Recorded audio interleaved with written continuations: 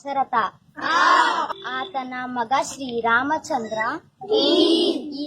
ಈತನ ಹೆಂಡತಿ ಸೀತಾದೇವಿ. ಈಕೆ ಜನಕ ಮಹಾರಾಜನ ಮಗಳು. ಉತ್ತಮ ಆದರ್ಶ ಇವರ ಜೀವನ. ಊರಿನವರೆಲ್ಲರೂ ರಾಮ ಸೀತೆಯರನ್ನು ಗೌರವದಿಂದ ಕಾಣುತ್ತಿದ್ದರು.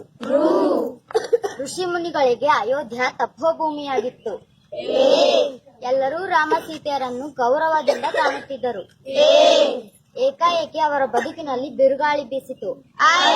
ಐಕ್ಯತೆ ಒಡೆಯಿತು. ಹೌದಾ? ಒಂದೇ ಮಾತಿನಿಂದ ರಾಮನನ್ನು ಕಾಡಿಗಟ್ಟಿ ಭರತನಿಗೆ ಪಟ್ಟ ಕಟ್ಟಲು ಕೈಕೈ ಹಠ ಹಿಡಿದಳು. ಓ ರಾಮ ಎಂದು ದಶರಥ ಪ್ರಾಣ ಬಿಟ್ಟನು. ಔದಾರ್ಯದಿಂದ ಭರತ ರಾಮನನ್ನು ಕಾಡಿನಲ್ಲಿ ಕಂಡು ಅವನ ಪಾದುಕೆಯನ್ನು ಹೊತ್ತು ತಂದನು. ಅಂಜಲಿಬದ್ಧನಾಗಿ ಭರತ ರಾಮನ ಪಾದುಕೆಯನ್ನು ಹೊತ್ತು ತಂದು ರಾಜ್ಯಭಾರ ನಡೆಸಿದನು. ಆಹಾ, ಅದೆಂತ ಸಹೋದರ ಪ್ರೇಮ ಭರತನದ್ದು.